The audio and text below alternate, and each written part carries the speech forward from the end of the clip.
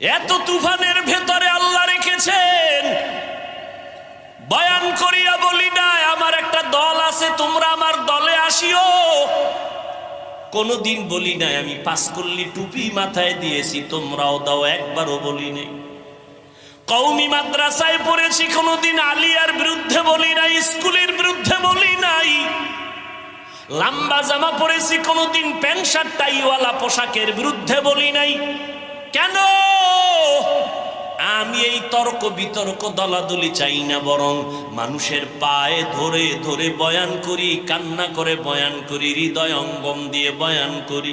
কেন এত পাও ধরে ধরে বয়ান করি? দিন নাই রাত নাই, ঘুম নাই খানা নাই, কত অসুস্থতার মাঝে দুইটা স্লোগান মানুষের অন্তরের মধ্যে ঢুকাইতে চাই। এই দুইটা স্লোগান যদি ঢুকে যায় আমাদের মুসলমানের সামনে নাস্তিকদের কথা বলতেও